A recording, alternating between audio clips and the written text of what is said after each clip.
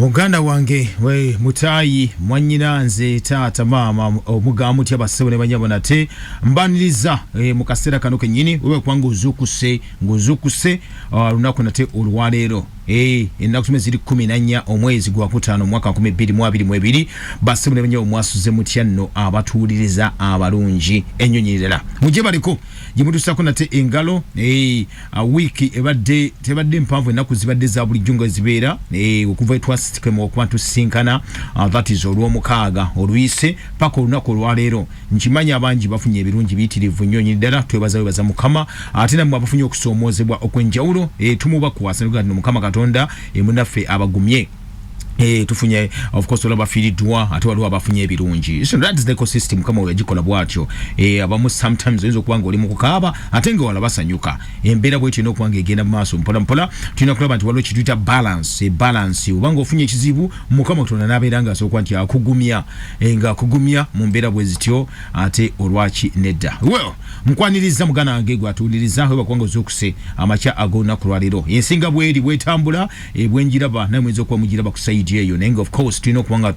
twekubiriza turabe bice bigenda maaso na wali zokwandi bituyamba nga ffe bannansi nga bannayuganda n'abantu abalala bonna mu mbeera bwe zityo n'olw'ensonga eyo mwena muzukuke obudde bwakedde era kansooke nzukuseba naffe mwena bw'obeera nga gy'oli omugana wange gati nozuuka buzuuku obudde bwagenzedde obudde bwakedde dda nga bw'okiwulira n'olw'ensonga eyo weebale nnyo gwe munaffe yazuukuse dda naye ng'omulimu gw'omukulu ennyo kuba nti osituka n'ogana ti nokangende mbere ko kenima ewange wali emanju ntekewo ko kunvendirwa neme kuliisa abantu bange that is mva zirize baganti enkolerereze bafuire eddagala nolekawo ennyanya ezo notazifuira eddagala noberanga list munange chozi koyesa okwesa eddagala lyetuga nti no liri organic webale nnyo mugana wange webalire ddala era kannebaze bannange mwena abakola nakavundira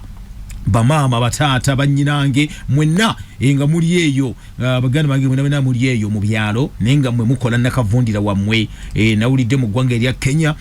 eggwanga erya Kenya n'eggwanga erya DR Congo bagakali ekidomola ky'omusulo muganda wange kiduma ky'omusulo musulo yurini ogugwo omuntu gwenganze ekiri ku buseere lwaki balabuse muganda wange balabuse bategedde jukira mu ggwanga erya Kenya yemu kubannafano balina ebizibu eby'amaanyi ennyo ddala kubanga ekimu ku ekizibu kye balina ekizibu kye bafuna kiri kimu ntino bakkiriza kye bayita okukyusa amateeka agakyusa mu mmere kye bayita GMOs bagakkiriza kakati kitegeeza nti bakyalina kyakola kibalina okuba nti bagira emmere yabwe eraza okuba nti eggwawo kati mu kuggwawo abamu bazuukuse ne bagaa nti bane tugenda kola tutya jukira Kenya yageza okuba nti abaka ba parliament bageza okuba nti overturning kibayita eteeka okuliza mu parliament nga bagamba nti nno basabe babirenga bali jawuli bayisa nishi kyabalemye kati obudde buno kati emmere enkolerere ekkirizibwa mu ggwanga erya bannaffe bannakenya ate nga tejja yokka kubanga ejja n'ebigimusa ejja n'eddagala erigenda okuba nti balwaza obulwadde omayiddwanga obwa kansa muganda wange kale no mu mbeera bwetyo kiva nti no bukati ewaabwe ekiba ky'omusulo ng'oli mu ggwanga erya Kenya oba mugagga nnyo wana Uganda ewaffe twakomanga bira baluli bamama nga babikola mama nga akyabikola de kati akyabikola kati omusulo baguteka mu kiromola wali ne bagujjuza ne baleka mu kevu oluusi ne baleka mu kamulali ne babite oluusi wabagenda kuyiwa ku bitooke ne basooka balinda basaanukula ne gusa guvaamu oli asidi omukambwe ennyo oli asooka kwokya n'ekitooke gusa guyita mu kempe obwekyo then ne bagenda baguyiwa ku bitooke akawuka bisimanya nakayovu byonna tabirabako mu mbeera bwe zityo kale ate nebaza nnyo nyidda nabo bonna banafa abalunzi namwe nga mukimanyi omusulo of course ogw'ebisolo ebyo nawo gwa ttendo nnyo era guyambako kubanga nawo gubeera organic mu mbeera bwetyo abalunzi b'obumyu yes mukyala asaba wamu ne mwami asaba abagundi aba Jesus loves you banafa abagundi aba rabbit farm wao ekibuye opposite player palace omwami n'omukyala asaba mwebale nnyo abo nabo bakunganya musulo gw'obumyu oyaga kasita omusulo gw'obumyu kasita omukwasa olusuku lw'omwezi gumu 2-3 mama bwe luba nga lufaana bubi nnyo nga bakozesa just musulo gwa bumyu luba lwateredde dda kubanga kigimusa kiri organic kuga kya butonde si kikolerere tekinyiza Katonda sometimes ebintu emu Katonda ng'okyusa bye yakola bimunyiriza ddala olaba gundi kugira ati tomanyi lwaki kyamutuukako so webale nnyo bali eddala bannange mwena nabeza program eno namwe mukikola ekintu ekyo bane mwebale nnyo yes OG wange Susan Nanyanzi ekibayi bulunyo oti nawe oli mulimi era alima ennyanya zino ezaffe naga ati alime ennyanya ku munsawo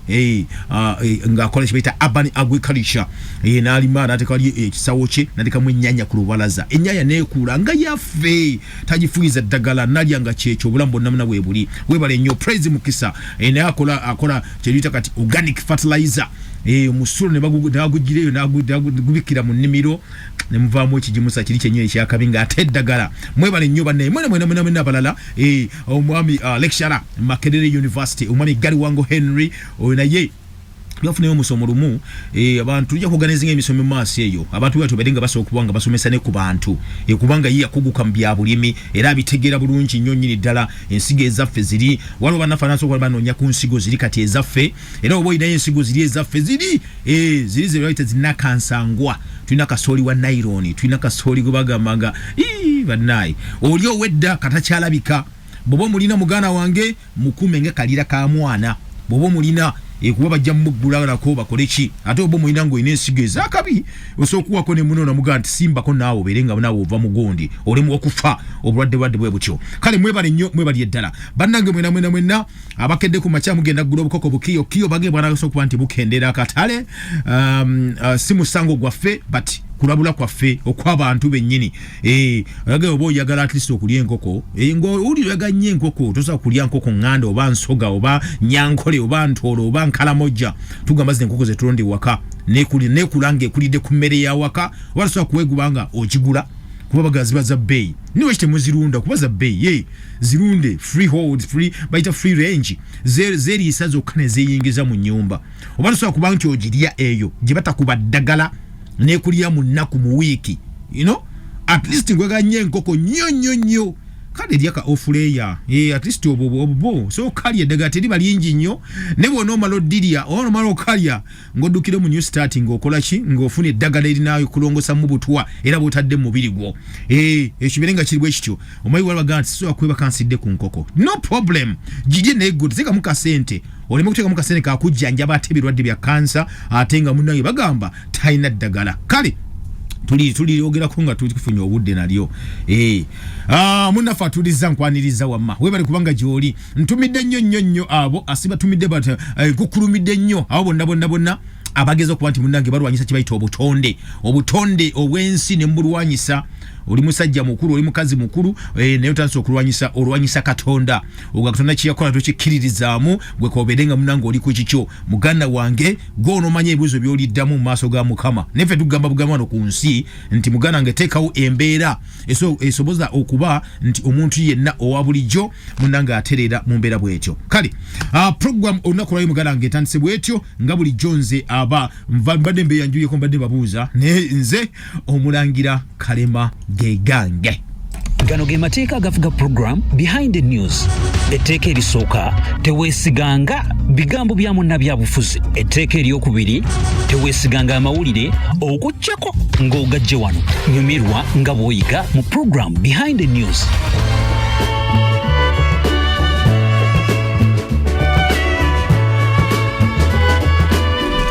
Yes, a program behind the news nyumirwa nga bwokola ki nga tebwoyiga tudamba fenna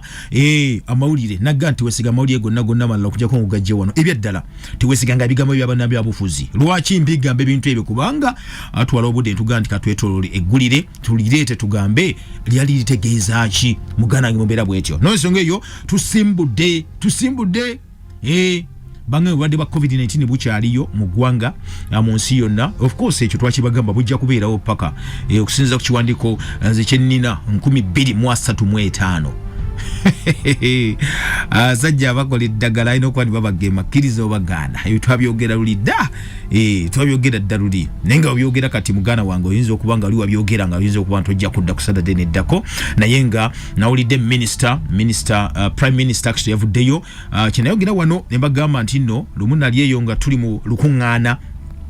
minisita ng'ayise ne mubuuza ekibuuzo ne bagaana okunnonda naye nangamba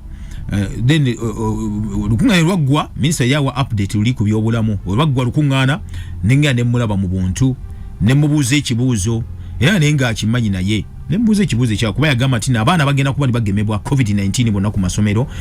which is kuba nti babataasa then ne mubuuza ekibuuzo one on one kuba kyali off kubanga obudde bali buweddeyo tebanonda budde bwaguli weebuuza wali nga bwejjize naye namugamba nti no are you ready okuba nti no battlinga n'abantu mu kooti abamu kuba etteeka weeriri omwana ogenda mugema otya nga tofunye lukusa kubanga etteeka liri nti eddagala lyonna libagezesizaako abantu olina okubanga ofuna olukusa eri omuntu ali waggulu emyaka 18 egyessalira mu ggwanga lyaffe era Uganda bwekyo gitiri egyessalira so nagamba nti ekyo tujja kitukako ng'obudde butuuse Kalema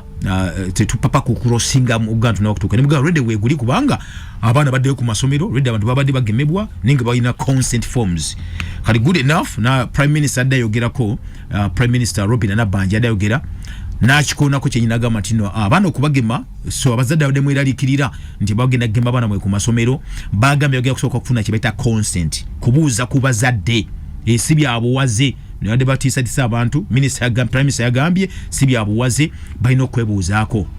bakwebuuzeeko osayininga ogamba nange either bamugema tebamugema nenga bakwebuuzizaako gwe omuzadde nga stakeholder w'ekintu kino so that is good kubanga ebyaddala nze nagamba ekintu kimu nti tekiŋŋaana oba tekintiisa kugamba minister mu maaso nenyemya maaso ge kwa namugamba nemugamba okimanyi Nuremberg Code kigamba kitya kooti yansi yonna muganda wange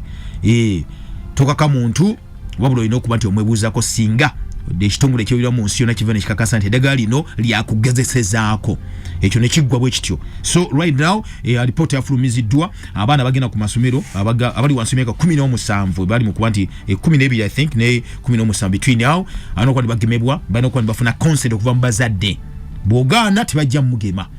that is it but COVID yakomyewo that is amawanga gali amalala now we do North Korea Kim Jong Un omusajja oyo yatadde kibayita lockdown ewuwe that is mu North Korea yagitadde lockdown yagitekawo na luli olwensonga yatayagala kuba nti akwesa eddagala ly'abasajja bano ne kati yagambye nti nno bafunyeyo abantu abafudde abalwadde bafunyeyoko n'atekawo kibayita gundi lockdown eyo kubajjukira amawanga bali bagagguddewo already then ani omusajja okuva lw'okuva nti avaayo omu ku aba stakeholders mu kye tuyita pharmaceutical industries mu kye tuyita eddagala erigema COVID-19 amayiddwa nga Bill Gates oluvannyuma lw'okuvaayo wiiki eri eyaggwa n'ayogera n'agamba nti no waliwo pandemic ekyagenda mu maaso gano si mawulire ekyoga nti Bill Gates agamba nti pandemic ekyagenda mu maaso si mawulire kubanga nakigamba dda nakulaga patent number kuba weeri already someone patented the virus the vaccine even the virus already omuntu agirina bwati mutaano ekyo kyo kiri in the black and white wakiwulye wano era kyongenda mu maaso nkubanga nkigamba kakati no omuko abachi patenting of course abakola n'eddagala ennyini no tebakola ddagala but kibakola agenda mu company of course nekola eddagala nga liriye erigema ensi yonna nobeera nga kizo bagana joli oba wekweseewa nga bajja kugema bajja kukola kiyafune center akole maali kakati no yavuddeyo n'agamba wiiki eri eyaggwa yavayo n'agamba nti no obulwadde bukyagenda mu maaso nga tubasaaga n'agamba nti atali musawo otegeera nti obulwadde bukyagenda mu maaso but anyway this is part of the plan yagamba nti obulwadde bukyagenda mu maaso era abantu bakyagenda balina okuba bagenda mu maaso kuba bagemebwa eddagala libeere nga likola ki nga balikozesa lyayogerako lye bakozesa of course nga ennyenyini yakola ki kiga nti yali producing nga alifulumya naye tuli awo mu makati kyengamba nti sometimes amuliga tulina okuba tugekenneenya yavuddeyo omayina luli era y'omuku abavaayo yavuddeyo n'agamba nti nno yafunye COVID-19 Bill Gates yafunye COVID-19 nti era abasawo bamugambye nti alinamu kye bayita mild symptoms obubonero obutonotono obwo sometimes agagga bano tosobola kukkiriza kirungi oba n'okigaana tenagamba ki ekiri emabega waaki at the same time wakyogeredde ekyo yali akakyogera mu North Korea gunneebeerawo nti obulwadde buzzeemu bulungi nnyo of course ne mumawanga ag'enjawulo kubanga baga nti bo okugema kwabwe kuli mu 99% abantu abakagemebwa then walala booster shot zitambula shots ez'okuna kubanga juke nagamba nti bakyagesa bugesa mpola kati Bill Gates wabavuddeyo yennyini n'agamba nti nno kkiriza obagaana obadde bwamukutte nti bamugambye yeeyawule n'okweyawula kati gwe munansi wanayingi kyekigenda okuba nkikuddako so kyolina okuba nti okola kiri kimu kino bakitegeera ne bakyogerako luli ne minisita akyogerako nga wa address ye nga bagenda tujja ku muggalo guli nti no bakizuula nti COVID tulina okubeera ntuli naye ne kati olina kulisa mubirigo okulaba nti immunity abasirikale abalwanyisa endwadde mibiri gyaffe baddawo kuba nti batereera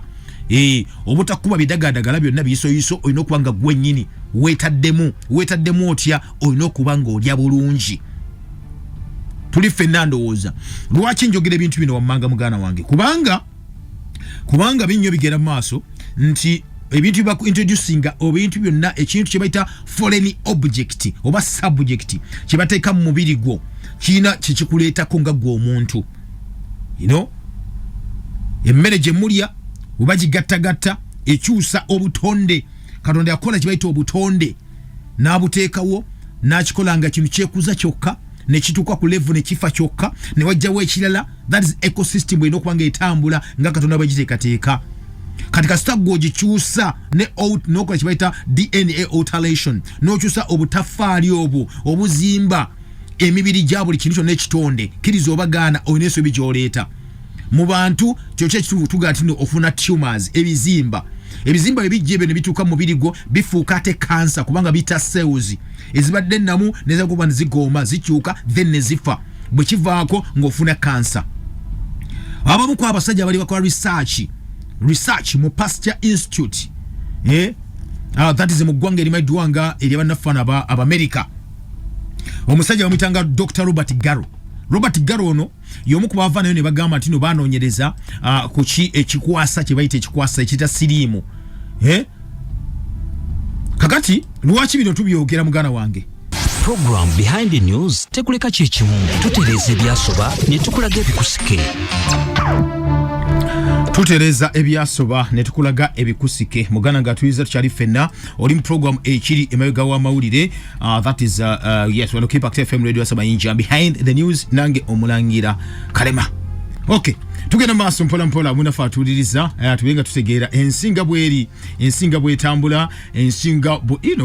ebintu bigenda maaso mu nsi yonna then tutegeera biche bidi emabega w'ekyo kingi tulaba. Okay, wetumwide mubadde maze okwandi kubuulira naye nkugamba ekintu kimu kyokka kyolina okuba nti omanya nti nno lwaki bannaffe bakyusa kye bayita obutonde bwennyini obwa Mukama Katonda bwe yateekawo. Ekyo kiviirako kye tuyita obulwadde obumaliriddwa nga obwa kansa. Kansa ono lwaki nkigamba kino nkugaye ku musajja amaliriddwa nga Dr. Robert Garro y'omu kwabo bayita ba virologists kubanga bavaayo ne basoma ne bakuguka mu bintu ebimanyiddwa nga ebya viruses ne bakizuula ne bagamba nti okay ABCD akawuka kano ABCD kasokola kino na kino naye nga musajja wa laboratory of course era nga mwe bakola yennyini alina laboratory ye nga ye omuntu naye ate ekyo si kyokka kubanga ina wagundi yatandika kye bayita Institute of Human Virology that is HV nengo ono ebyo si ebikulu kubanga yagitandika mwaka gwa 96 jjuzi wano. But before that ugada eri mu myaka gy'ensanvu awo yono y'omu ku basajja bano abaali batandika okuba nti banoonyereza ku kye bayita kansa kyekivaako kansa okuba nti akwata abantu. Then ekirala ekyaliwo nti kyekivaako eddagala ki erisobola okuba ndiwoonya kansa limujjanjaba ne kibalema. Kali omusajja ono yalinga bali mu kunoonyeza mu myaka gy'ensanvu tujja 73 kati ate eggwanga erimanyiddwa nga eri America lyali bali mu kuba nti bagenda nga bali mu lutalo olumanyiddwa nga olwa Vietnam War. Olutalo olwa America bwe bakubira bomu ey'obutuwa nga bakozesa kye bayita chemical ezimu kwe zasigalya mu sematano owokubiri emayiddwa nga gye bali bayita Agent Orange gye bafuuyiranga ebira byonna ne bikala ebikala byonna then bakuba ku mumuli okubira bya Vietnam. That is bawangula olutalo olwo kuba batta abantu batirimbula abantu bayitirivu nnyo nga bafuuyidde ebibira negundi ne chemical ezo. Ekyewunyisa ujukira ba Vietnam bali bakabinyo bakuba America mirundi ng'etaano gwe badde bakuba kati America nega tugenda kukola tutya nekola akakodyo ke yakola mu sematalo w'okubiri obujjukira mugundi awo mu 1945 America yekyanga nesuula bomu ku bibuga Hiroshima ne Nagasaki ne basanya abantu bonna eza nuclear kalise mu round baje kubenyo mu Vietnam nenyiga negamba tugenda kukola tukyaffe nefuna chemicals ezasigalya mu sematalo w'okubiri nega katuzikuba basajja bano nabo tubasanye olumu so ne bayira chemical zali za orange ne bateka mu box ne bakuba that is mbakuba omukogo oba gundi batadde mu ngeri ya liquid amazzi. So Agent Orange nakola omulimu gwa tendo nnyo nakaza buli kimu omuddo gwonna ekya green kyonna ne bikala mu kala ne basoka bakumako enaali omuliro then ne bayokya abantu mukuboche ekyo ekikulu ekyokubocha nedda. But Agent Orange gwe bakozesa oyo nakati obudde buno kuba bagamba Agent Orange asigala mu ttaka emyaka obukadde 14 14 million years ngali mu ttaka. Lwaki nkigamba kino? Kubanga bava ne bawera Agent Orange mu nsi yonna okuddamu ne bagala lwaki mukoyeseza America ne yetonda kuba nti ekubya Vietnam ne bateka n'omwendo gwe balina baliyirira aba Vietnam. Ekyo badu kimanyi naye ne bagamba abantu ne bagamba ensi yennyini ya America egenda kuliwa era kiri mukola nakati obudde buno baliyirira aba Japan kyabakola. Lwaki? Kubanga nakati yabakuba mukogo babakuba gucha abakosa bubi nnyo okumaidwa nga Agent Orange. Ekyo munsa kino mu factory gye bagukolera mu factory emaidwa nga eya Monsanto kati bagigula company ya Bayer yagigula ya Germany bali bakola daga ino limufuyiza mu ebirime bakyusa bukyusa all the chemical composition is Agent Orange bazikyusa ne bali branding eddagala ne balita 240 kati muri mu difuyiza 240 muri mu difuyiza lwaki bino mbigamba mbali ku musajja maidwa nga Robert Garo nejja ne gamba kyali mu America bwekyo kyali tuvudde tukomye ku Robert Garo. Robert Garo yomu ku basajja bali mu kunonyereza chichi cancer eddagali ya cancer kwa yali nnyo mu ggwanga lya America. Lwaki lya bakwata kuba ali balya bubi ate beeru musane guba munyo of course omanye kiberawo skin cancer bina bwe bityo ultraviolet rays of the sun kasazi kuba kwa ntona kibaita melanin nga ina mutono mubirigo ofuna cancer oyo melanoma. Kakati bali balemeddwa olutalo lwa mu Vietnam abali bateka mu sente mu ggwanga lya America mu biseera ebyo bali abasajja abaina sente mpitirivu ennyo abanko abakontrolling ensi eno be baliwa abasiyazi. Kino kyogera si kiruma mu kubanga it's on record abasiyazi bali bateka sente mpitirivu nnyo mu lwaki lwa Vietnam naye because wali batasoko ni baluma ennyo nga bagala ne bateka America government ya America kuninga enonye kyekibatta kwali bafa nnyo abasiyazi abo bolaba balwala ebirwadde bakubibwa amabwa oli nafanga akola kinga alumizibwa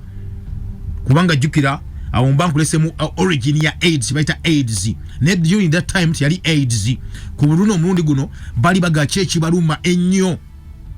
ebibwabo abayibakuba abasiyazi ko bwali mu basiyazi n'abasirikale. Kati Robert Garo eyali ne banne nga banonyeza ku cancer institute mu ggwanga lya America abasiyazi bagamba terugenda kudda mbateka mu sente mu ggwanga lya America ne mu lutalo paka nga mutubuulidde obulwadde obututaffe nga abasiyazi. Kati era eyo company yali etanso kwanti egwa enonyeza ku research enonyeza ku cancer nga bagenda jiggalawo. Robert Garo alaba agadde ebitabo bye ne laboratory ye bajiggalawo baba jiggalawo bappa bagenda emirimu gibaweddeko tebakina kasente abasiyazi bechanze bawadde nsale we mutatubuli akitutta tegena kuteka sente mu tolu wa America ne mugundi tujje mu sente government ya America je mu sente mu kumanti fundinga kibaita cancer research. Abali yawo ne wajjo musajja omulala omusajja gwe togerako omulala amaidwanga Luke Montagnier. Luke Montagnier ono ye yali musajja mu Faransa era ye yali naye nga akola wansi wa gundi laboratory emaidwanga Pasteur Institute mu kibuga Paris. Navayo namusindikire yakawuka namuga cheka kawuka kano kakola ki kitwayize no kakola ki kalabo kali katia okamuwereza omusajja yali agaddewo nga basibawo bagenda yakajja mu Bufaransa n'akaweereza bakakebere bekenenye ono n'alangirira there and then nti Bazudde ekyali kireetera abantu okuba ndi bakola ki balwala bali abasiyazi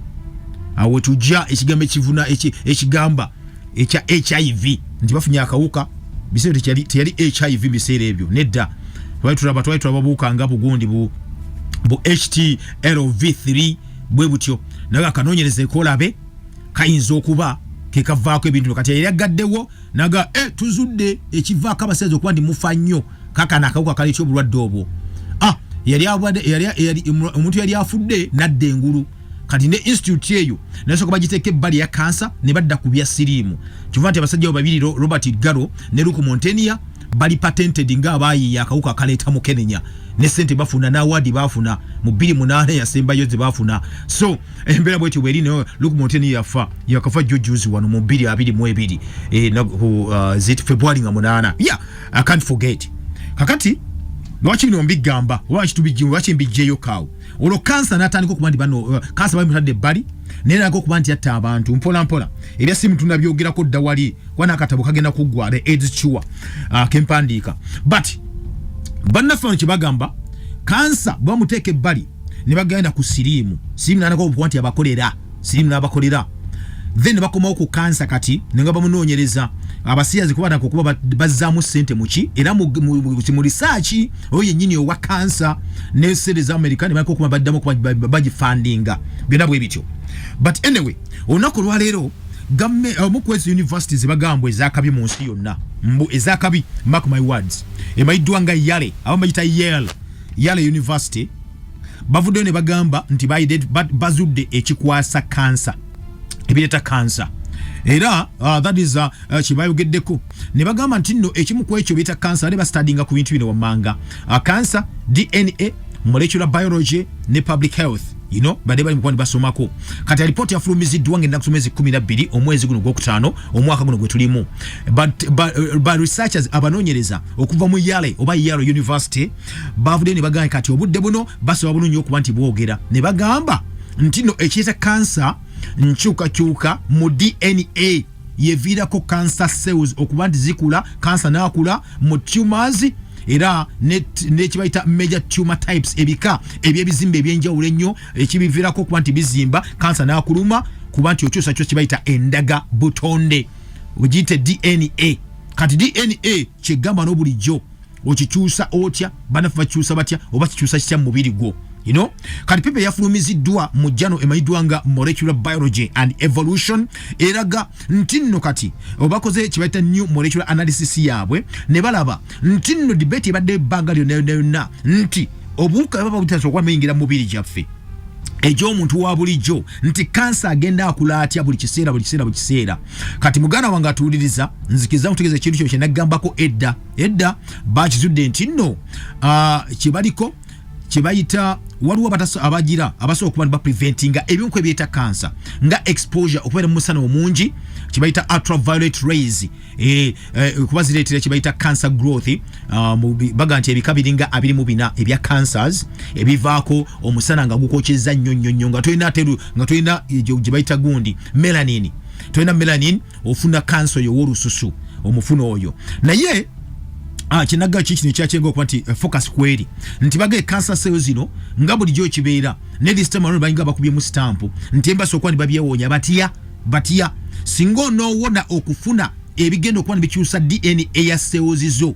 ojja kubanga munanga wetasiza cancer ekimuko kye bajjayo ekigamba nti nokyusa otya DNA ekyuka etya kiri mu byandya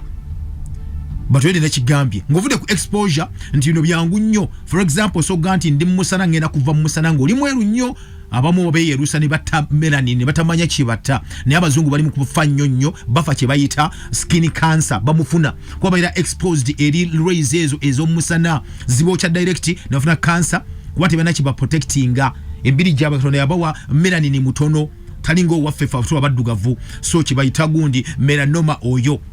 skin cancers ezenjawulo kati ekyo kyewala otya nova musana ne wesiga bo bayina ebizigo bakola olusi bayina ne kibayita nyaga bakola bayina kibayita melatonin badira melanin ne bamusengeja ne bamujjawo kati ayina kasenta agena mu ddwaliro ne bamukuba melatonin nalemu okufuna cancer melatonin nagamba ku muntu wasangibwe nnyo mu bwongo obwo mu munye yeriso naye ali ku katipu ka mutakaawo kyovola naga kaliba ko bakasalako bacha kabu wadana kale mugara wange kakati banafe bati bagambe nti naye kibalina okuba nti kino byewalika kibayita alternation ya DNA okusa DNA kyewalika kitya ng'olidde bulungi onoolya bulungi otya ng'olidde emmere ze batakyusiza buli kyegamba bujjo wano kibayita GMO genetically modified organisms zino jukira bakyusa nkyuse ennyama gye okuba nti mulya kati obudde buno bakyusa nkyuse gye bakola mu laboratory bagakyusa nkyuse eddagala enkoko ze mugera okuba nti zirya jukira enkoko bwe bagikuba eddagala erigikuza ku speed ya yiriri ekitegeeza DNA yayo ne cells zikyuse okusinza ku bagitondera wesuka ziba zitya ne zikula ku speed nene nnyo kadi bwogirya ne bagifumbye zote zifa gundi zino bwogirya ogenda kuma gwe nnyini cells zigenda mubiri gwo nawe zikyuse DNA yo endaga butonde yo kyovula mu bbanga tono yo yakulaba abakazi oba abasajja nga beyisanga abakazi muwoza nti ebisiyaga byeyongedde temumanyi kiva kuki kumbe DNA eri altered lwaki eno yali plani y'abasajja naggamba musajja mukulu mukazi mukulu nawe awuliriza obudde buno yali plani ey'okukyusakyusa obutonde bw'abantu sachita tubava ku nkola ya Katonda tudde ku nkola eno endala kandozi olaba ekivaako kansa okwati akwata abantu kuno kulabula wano we tutuuse kati tutaasa nsi yaffe gw'ow'emmeeme ennafu n'ow'omutima omubi tosembera era kattana omuli w'enkwe naawe atayagaliza bino si bibyo wamma mmwe abaagala obulamu n'ensi yammwe tusimbudde ayagala obulamu n'ensi ye tuba tusimbudde muganda wange tweyongedde muganda wange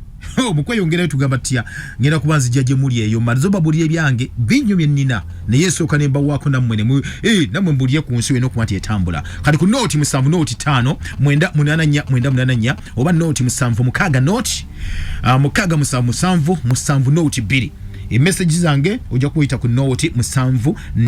nooti 985 tuwenga tuwayamuko ate olwakineta okay mumbeera bweziti kasoke funeuza esimu nsomene message zammwe tugende maso Omulangira wangi munange Walentereza we bali kuliza tata oyogane kimiro Tawanda yesebo awonjoge yandike eno Kasenge nsaso kuwulira bose nalabe eno muganda wange tenalabe eno ana tebagaliza nsi yawe nawe kirabika bakola ki no kimandi kashikuwe kwesinge Kasenge mayirungi bagakwira leero entani baganogane galumba ekibuga ekiki ne bagayanga mabisi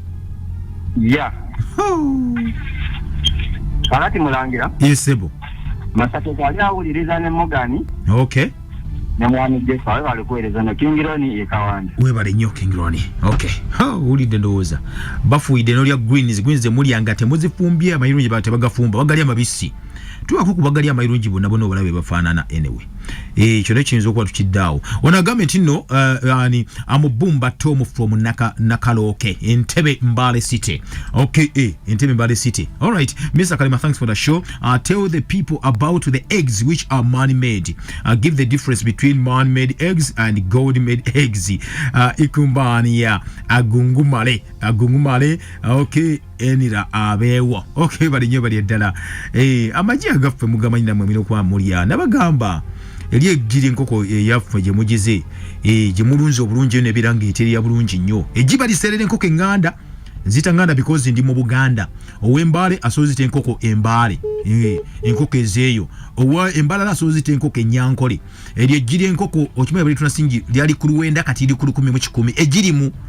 eri enkoko enganda egirimu luwaki olwoza kubanga that is organic nacho nze Kibogo Isa Ngole Kaguru Buyende mbuuza nti kyamaki ekiri babigawo okugema buli muntu kutasandwadde bwobadde toweza program eno ne kutasandwadde olwensi yonna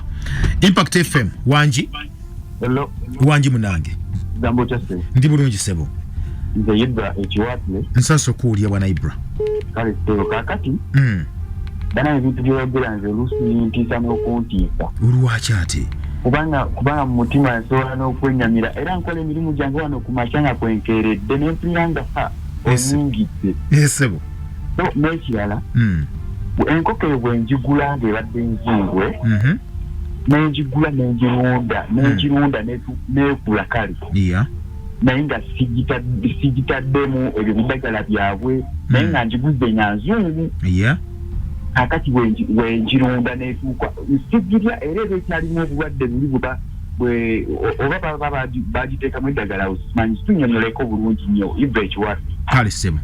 okay webali nnyo bali ddala bwana Ibra ekiwatule bwagula enkoko enzungu n'agirunda ebbanga eddagala lisookuba actually kyolinga abuuza nti liyinza okuba nti esookuba nti tigwamu kubanga enkoko enzungu kakyali kaana kato bappa nga kakyali kaana kato kubanga ekisooka n'amagi ge baaluuza gennyini gabamu eddagala kankubulye kino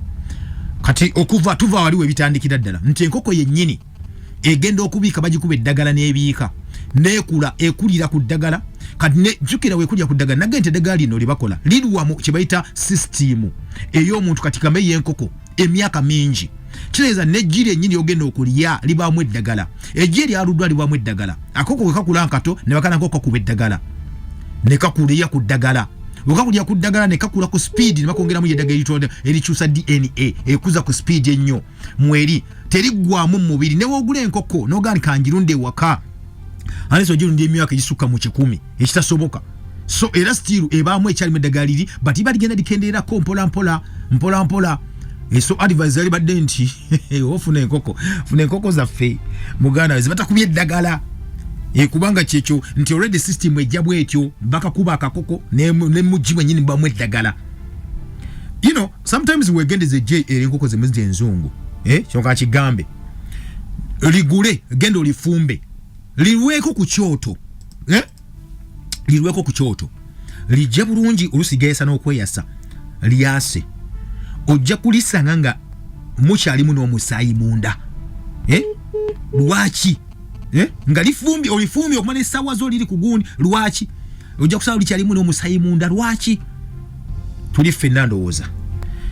ekirene nyinza okyogane muva ku magi ate mwina okugalya kuba mwetaaga proteins agayi mulanga thanks for the program kale webale nnyo webale ddala kuliyo kwali badaffe bali atoweza voice message nnyo kuba swazisoma okay thanks for the show. Wakezi Kenny from Mbale Namakwekwe Chiteso. I eat local breed of chicken from my village. Webali nyo bali dala bwana Kenny watu wage kuva eri Namakwekwe Mbale. Asomo ni matugane kwa alia uliriza. Bane mwenda mwebali nyo message nziraba wano message nziraba nyo nyini dala. Impact FM kwali. Wanji. Hello. Yesebu. Nyongera kudobozi. Amanya ne dobozi mpitibwa Nabali Sowedi. Yes, bwana Sowedi. Amanya mpitibwa Nabali Sowedi kuba kutizinga bwema. Neva ku radio sembede radio jivire yogere ya musimu. Okama wange siwe yatuke era n'entambula gye tambulamu. Mvude sebo. Okay. Asowedi wawe chotakola bulungi ubo kubye simu yogerya mu simu toyogerya tolinda radio toliya radio so dogira kugira Mr Mabonga Fred Mbale we kwango uliriza mu mbera bwetyo webale nnyo Mulangira Pastor Katali Charles Pastor Katali Charles nakasongola nkusaba oyongere okulabula ku bantu bagwawo nze nakula nga sirabanga muntu alwadde cancer ne kati ku mulembegwa.com kitalo genda mu maaso webale nnyo webale ddala Pastor Katali. Good morning Mr. Kalema. You always say that the elite control these M3s, that is money, military and media. Okay, we have no power over any. I guess we need to stick to God because this world isn't our home. May God bless you. May God bless us all. Teacher Ivan Mangari from Mubari. Webale nnyo webale ddala Teacher Ivan. Kalema bro, thanks for the show. I am Masuda Isaac from Kamwenywa Kapchura. Yesterday I saw very big cassava. Okay, than it can be. It used to be okay. Is it also GMO? Woniera po kwali nyonyini dala. Mwegendeze yebitu ne regamba naye. Bwolaba kintu ekiri unusual nga mwefe walabye kati cassava omunene bwatyo. Soka webuuze. Bamugase gase, bamukoze ekyo bagenda mugata ebyaddala. Agenda ko munji nnyo, mugenda mulaba. Webale nnyo that's observation by the way. Eyo nkulu nnyo nga bw'okiwulira. Impact FM. Hello. Wanji. Amina sebo. Musoke Joseph okugesete. Nsanso kuwulira sebo. Nango kutiza. Weewaawo. Enawe barikuwe. Webale kusiima sebo. Kati ekirala sebo kyonge obadde mutuga yaliddeko abavubi nze nabeerako ku nnyanja mukulu Mulangira. Sebo. Naye amazima mulimu abavubi nga batisa ebyennyanja obutwa. Batisa ebyennyanja obutwa. Eddagala. Yafuna kipaati kye akyenkana gobe eddiro ly'enju. Yes. N'ayiwawo. Naye buli ekibeerawo babikere obuti byonna bivaayo ne bidda ku miguu naye ebintu ebyo abantu baba babitidde naddala ebyennyanja bafuna buzibu. Webale nnyo webali eddala. Okay, webale nnyo webali eddala Mr. Musuke. Ekisooka ekyo kye bayita aquatic life, ekintu ekibeera mu mazzi kikuuma nnyo obutwa nnyo okusinga n'ebindi ebintu ebibeera waggulu. Kikuuma nnyo obutwa era kkiriza obagaana oba oli obutwa obwo bwebanga bakitisiza butwa naye lwakuba ali abakitta bo kye baba batunya ekintu kimu ssente, baagala ssente, baagala ki era baba batutta ebyaddala. Era envuba eyo bannaffe bagirwanyisa nnyo abaagundi kubanga sometimes ebeera out of your control nti bagenda okuba nti bagenda okuvuba tobeerayo. Ne babireeta ojaba katale n'okirya uga nti olidde ekyennyanja ekirungi kumba olidde obutwa kati n'okukola kiki muganda wange kuba twetaasa nti tu detoxifyinga embiri gyaffe obutane tubukendeeza mibiri kyekyoka kino kuba tukola n'okusaba nnyo nga bwogambye nti nno tubeere nga tulwanyisa envuba ey'obutwa eyo. Kali, hello Impact FM, this is Joel from Namunsi Mbale. Webale nnyo otuweereza Mulangira. May God give you more life and keep on teaching us. Webale kuwuliriza munange. Amina, nchitwala. Hey, okay. Me, I refuse to be vaccinated, but I feel okay than those ones who are vaccinated. Bumba Tomo from Nakaloke Entebbe Road, Mbale City. Of course, batugamba webagema bayina gundi, bayina effects bafuna obudde buno. But bajja kutereera maybe katubasabire. Thanks for the show Mr. Kalema. Wambede Ivan Namunsi Afia Mbale City. My question is, the current war between Russia and Ukraine, isn't it also sponsored by these rich men like Bill Gates and others? Ekyo nakyogirako of course abasajja banene baguli emabega olutalo olwo ekyo mukimanyi gye tugenda mu nsi eyo gye bayita eya smart world oba smart city. Waiswa Brazilian from Chireka. Thanks for the show. Tell me about cooking oil. Buto olya buto kikaaki? Olya buto ali organic oba nedda? Oba toli ali organic dda ku ali organic mugana wange? Bw'oba osobola okufuna buto weebala ono gwoba olya. Buto waffe gwe tugira wano yali mulungi nnyo nesimayo oba tumulya wano oba mutwala bweru batuwa ebigundi naye ng'owafe wano gwe tukola aba mulungi.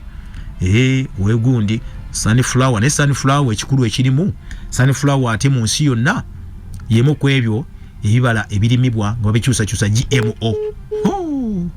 Tunaalya kiffe funa amasavu kola butowo kola butowo oba toli musiraamu sisisaaga embizi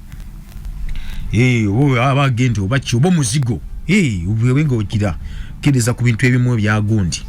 tokulya ebintu oge weeraliikirira olya weeraliikirira kirina okukola kiri kimu kyokka genda organic kigwe ekyo nakyo. Wamma Impact FM Mulange wangi asuzote nasuze bulungi sebo. Nze Benoni. Yes sebo Benoni nsasa kuwulira nange nsanyuse. Yes sebo njagala ong'ambe ku ddagala lya Tufodi abasinga kati ebikola bwe bijjanga mu famu ng'awo agula Tufodi nafuira ate ente ne zibirya. Buzibu ki obubeerawo awo? Webale nnyo. Okay, webale nnyo Benoni kyayogedde ekyo mukiwulidde? Naga Tufodi bamukyusa okuva mu Agent Orange namugambye we ne bamukozesa research eraga research proven well researched by Bana Sayansi milioni z'emyaka 14 14 million years zamala mutaka mu system akati obofu wide ne Tufodi nagenda mutaka ente nemulya entegera kwangala bangaki egenda mulya nawo ogirye kyo beta ecosystem yonna obogise abasachi baliko bakutegwe afuyide nawo temuno na temune so tiwali ali safe mugana wange ngotanso kwati ofuyide ebintu ebityo abyogera wano lina asindike simu kuva bweru mumbatira akatale mujebala abagundi abawali kugundi wali muki bayita batye ekyalo ekyo Ntenda village bagamba batira akatale program bagijeko Omulangira Gavin kya vola who predicted that millions of people will be lost in August. Yali mu film obudde mumpeddeko muganda wange yalagadde ekyo sometimes mind control etambula etya. Omulangira Kalema gegange ndi ku simu yange note 776 note 4 ne WhatsApp mberako tunabyogera ebiranga tuli eyo mu byaffe ebitali wano ku mpewo mubere bunyi mukama tonda bakuume buli omwagumye munne ebyaddala kubanga program behind the news tekuleka kyekimu tutereze byasoba ne tukulaga ebikusike